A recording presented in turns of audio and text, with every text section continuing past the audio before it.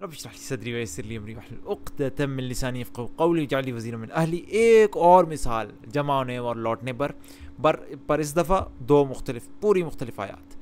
سب سے پہلے سورہ مجادلہ سورہ نمبر 58 کی آیت نمبر 9، اس کا اختتام دیکھیں. ترجمہ رکھتا ہوں آپ کے سامنے. اعوذ باللہ من الشیطان الرجیم.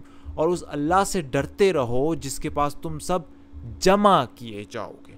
ٹھیک ہے، یہ آیت نمبر 9 ہے. واتقوا اللہ الذی الیہ تحشرون. جبکہ سورہ انبیاء سورہ نمبر 21 آیت نمبر 35 کا اختتام کیسے ہو رہا ہے؟ اور تم سب ہماری ہی طرف لوٹائے جاؤ گے. الینا ترجعون. اب سوال یہ ہے کہ یہاں پہ سورہ مجادلہ میں یہ کیوں کہا تم سب جمع کیے جاؤ گے، جبکہ سورہ انبیاء میں یہ کیوں کہا کہ تم سب لوٹائے جاؤ گے؟ جبکہ زمان میں کہا جا سکتا تھا یہاں پہ سورہ مجادلہ میں اللہ سے ڈرتے رہو جس کی طرف تم سب لوٹائے جاؤ، اور سورہ انبیاء میں کہا جا سکتا تھا کہ تم سب ہماری ہی طرف جمع کیے جاؤ گے. پر یہ خاص الفاظ کیوں چنے؟ اس کی خوبصورتی ان کے سیاق و سباق میں دیکھتے ہیں. سبحان اللہ. آپ دیکھیں جہاں کہا گیا تم سب جمع کیے جاؤ گے، پورے سیاق و سباق میں لوگوں کے جمع ہونے کی بات ہو رہی ہے. کوئی لوگ اکٹھے ہو کے کام کر رہے ہیں. اب میں آپ کو دکھاتا ہوں. یہ آیت نمبر 9 تھی. اب آیت نمبر 6 سے دیکھیں. جس دن اللہ تعالیٰ سب کو اٹھائے گا اور پھر انہیں ان کے کیے ہوئے عمل سے آگاہ کرے گا. ٹھیک ہے، پہلی بات یہ. پھر آیت نمبر 7 میں فرمایا کیا تو نے نہیں دیکھا کہ اللہ آسمان و زمین کی ہر چیز سے واقف ہے؟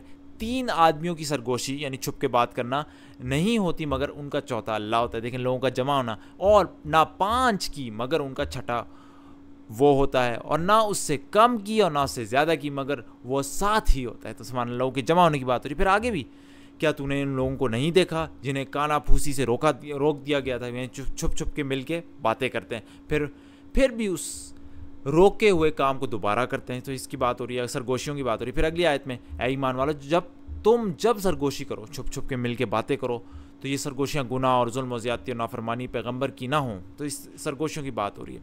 اور بری سرگوشیاں جو ہیں پھر یہ ساری اس کی بات ہو رہی ہیں. بری سرگوشیاں پس شیطانی کام ہیں. ساری یہ بات ہو رہی ہے. سبحان اللہ. پھر اگلی آیت نمبر 11 میں فرمایا اے مسلمانوں جب تم سے کہا جائے کہ مجلسوں میں ذرا کشادگی، یعنی مجلس جہاں لوگ مل کے بیٹھتے ہیں وہاں پہ کھلی جگہ بناؤ تو تم جگہ کشادہ کر دو. سبحان اللہ. تو سارا سیاق و سباق کس کے بارے میں؟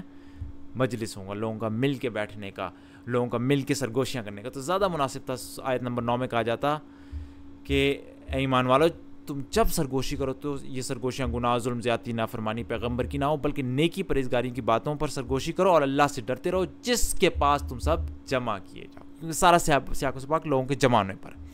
جبکہ سورہ انبیاء کی آیت نمبر 35 میں جہاں کہا اللہ کی طرف لوٹائے جاؤ گے، تو بات یہ ہو رہی ہے کہ تم دنیا میں نہیں ہمیشہ رہو گے، واپس جانا ہے. پچھلی آیت کیا کہہ رہی ہے آپ سے پہلے کسی انسان کو بھی ہم نے ہمیشگی نہیں دی، ہمیشہ زندہ رہے. کہ اگر آپ مر گئے تو وہ ہمیشہ کے لیے رہیں گے؟ ہر جاندار موت کا مزہ چکھنے والا ہے. کل نفس ذائقۃ، مرنا تو ہے. لہٰذا ہم بطریق امتحان تم میں سے ہر ایک کو برائی بلائی میں مبتلا کرتے ہو. تم سب کو ہماری طرف لوٹائے جاؤ گے. ہم سب ہماری طرف ہی لوٹائے جاؤ گے. لوٹنا ہے، یہ نہیں کہ ہمیشہ رہو گے. موت کا لازمی تمہیں مزہ چکھنا ہے اور لوٹنا ہے، ہمیشہ نہیں رہو گے. سبحان اللہ. تو یہاں پہ سیاق و سباق چونکہ یہ تھا کہ مرنا لازمی ہے، لوٹنا ہے، لہٰذا یہ زیادہ سبحان اللہ. ہر لفظ اپنی جگہ بالکل مناسب. ان کو ایک دوسرے سے بدل دیں، زبان میں کوئی فرق نہیں، لیکن سیاق و سباق کی خوبصورتی میں جس طرح آپ لوگ ہم انسان جو ہے وہ ویسے تو کسی بھی رنگ کے کپڑے پہن جائے، لیکن جب وہ کپڑے اپنے میچ کر کے پہنتا ہے تو پھر وہ زیادہ اس پر مناسب لگتے ہیں. سبحان اللہ. تو اسی طریقے سے قرآن کا ایک لفظ اپنی زبان کی خوبصورتی کے لحاظ سے جب اچھا لگتا ہے، جب اپنی جگہ بالکل مناسب بیٹھا ہے. تو اللہ تعالیٰ ہمیں یقین دے. اور یہ چیزیں دیکھ کے انسان کی دل پہ یقین پیدا ہوتا ہے. جو کتاب 14 صدیوں سے بدلی نہیں، ایک لفظ نہیں اس کا بدلا، پھر بھی ایک لفظ اپنی جگہ اتنا خوبصورت، ایک خوبصورت موتی کی طرح چمک رہا ہے. ایک غلطی نہیں آپ نکال سکتے. اللہ تعالیٰ ہمیں یقین دے اس قرآن پر کہ اللہ کی کتاب ہے. سبحانک اللہم و بحمدک، اشہد ان لا الہ الا انت، استغفرک و اتوب الیک.